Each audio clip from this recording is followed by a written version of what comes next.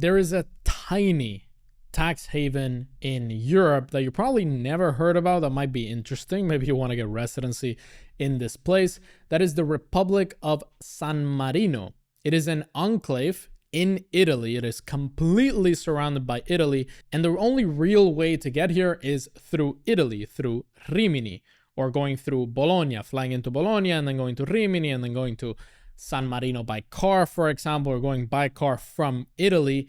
This is the only way to get to this country, and it is a republic. It is not a member of the European Union, but it is a member of the United Nations, and they have one of the lowest tax rates in Europe. I decided to come check out San Marino for myself. This is a beautiful view of the country, the famous Mount Titano. In the background, it's super foggy, it's cold. As you can see, I have gloves on. It's a very mountainous country. You need to have strong legs if you want to walk around here. Ooh. What I notice is that everybody knows each other. Everybody on the street calls each other by name, asks each other, oh, how's the yoga class? How's your work going? So it has that small town impression. A small town in Italy, a small town in Spain, for example, where it's a very tight community of people. And although it is a wealthy place, it doesn't give me the same impression that other microstates in Europe give me, like Liechtenstein, Andorra. Obviously Monaco is on another level. This is much more historic. It's the oldest republic in the world, and you can see here in the capital, these are extremely old buildings. In terms of development, it's a bit rough in some areas. Last week I was in Skopje, North Macedonia, and I was going up the hills here by car, and I thought some streets in Skopje look better than the streets here in San Marino, and Skopje is a rough place. But overall, if you want an extremely slow lifestyle, if you want to integrate yourself to a strong community, people also live long lives. Life expectancy is pretty high, and they take care of their older people. And you have this incredible view here. I wish I could show you how it looks like, but it's all completely full of fog. If you choose to get residency in San Marino, pretty straightforward. You buy a property for 500,000 euros. So essentially the same way that you would do it in Portugal, although there's not the property option anymore, but you invest 500,000 euros, you get the Portuguese golden visa, or Spain, where it's also closing down their golden visa, but you could do it by investing 500,000 euros into property. In San Marino, you invest 100,000 euros into property, and then you get San Marinese residency.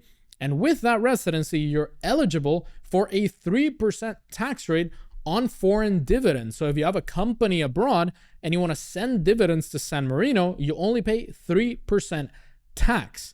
You also have a pretty low corporate tax rate of 17% if you want to open up a company in San Marino, and you can also get residency by opening up a company, hiring people in San Marino, but the population is 33,000 people, so I don't think you're going to find somebody that easily to work for a company. That's why I think just buying property and then settling in San Marino and then paying 3% tax on foreign dividends would be the best way. Now, this is a very different kind of lifestyle. This is a pretty sleepy place. If you want to get citizenship, it's pretty much impossible. It's not part of the European Union, so you don't have access to live in other countries in the European Union if you become a citizen of San Marino. So in my opinion, getting citizenship in San Marino doesn't really make that much sense, but getting residency might work out pretty well. Let's say you are retired, for example, and you want to go to a pretty slow living place that is also very safe, that is right smack in the middle geographically of Europe, although you need to go to Italy to then fly out somewhere else. But this could actually work out pretty well for a lot of people. Let's say you have a huge business in a tax-free country,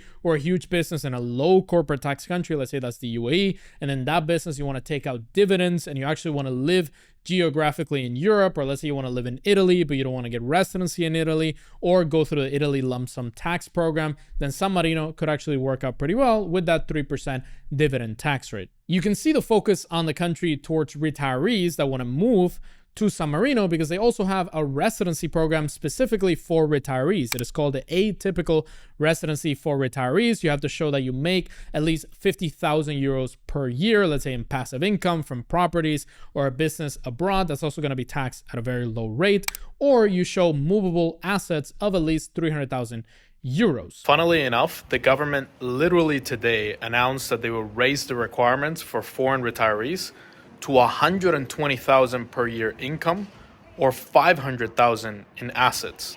It's kind of funny that they raised that on the same day where I'm here in San Marino. The government also taxes pensions at 6%. So if you come from a country, let's say in the European Union, where you're getting taxed at 40% or 45%, then you can move to San Marino and then get your pension taxed at only 6% with a low dividend tax rate. And if you want to open up a company in San Marino, that could also have a low corporate tax rate. Another small provision in the law is that anybody that has served an executive or official position in an international body, let's say you were a diplomat. We have some clients that were diplomats before and they come to us, or they were high-level executives in a large company, and you can demonstrate an annual income of 100,000 euros, you're subject to a personal income tax rate of only 3%. So if you want to pay very little taxes and you want to live in a micronation, if you don't want to live in Monaco, for example, because maybe you don't want to be close to France, you don't want to speak French, maybe you want to speak Italian, you want to be right next to Italy or inside Italy geographically with slightly better weather, then San Marino could work out pretty well. San Marino reminds me of Andorra. I've been to Andorra and they have pretty low tax rates. They're also not part of the European Union. And there's a lot of Spanish citizens and French citizens that moved to Andorra to take advantage of their low taxes. I spent a week in Andorra and I was pretty bored, to be completely honest with you. So it's for a specific type of person that wants to live in a very sleepy, very safe. Andorra is one of the safest places in Europe, or geographically in Europe. I have to control myself for not saying the European Union because it's not part of the European Union, the same way that San Marino is not. That's why they decide their own tax rates. But they get bullied by the European Union. Andorra used to be completely tax-free. They had to add some taxes, but it's very well developed. It's very safe. It's also very luxurious. So overall, if you're looking for micronations, don't only look at Monaco, specifically in Europe. Also look at Andorra, specifically if you're a Spanish citizen or Portuguese or French, or you want to go somewhere where it's very straightforward to get tax residency, because Andorra is the same.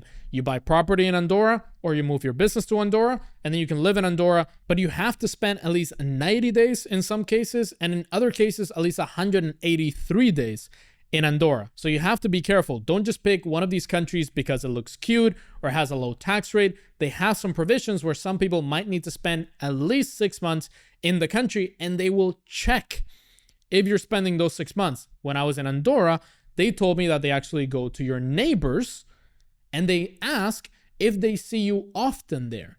And if your neighbors say, no, this guy is never here, he's always traveling somewhere, well, they're going to inquire deeper. They're going to actually check if you've been over 183 days in Andorra, and if you've not, then you get your residency canceled. And another thing I learned in Andorra is that schooling is mandatory. So your children need to go to school. So if you don't want them to go to school, you can get your residency canceled. So in these cases, these micronations, these small countries, they control people a little bit more effectively. So you have to be careful. You can move to one of these places for more safety, for being geographically right in the center of Europe, for being at a lower tax rate, but there are some drawbacks to most of these places. If you're looking to pay zero taxes legally and you want to see the countries around the world that don't require that much time to live there in order to take advantage of their zero tax rules, check out this video right here on the zero tax countries with low residency requirements. You're going to learn a lot from all the options available. Check them out right here.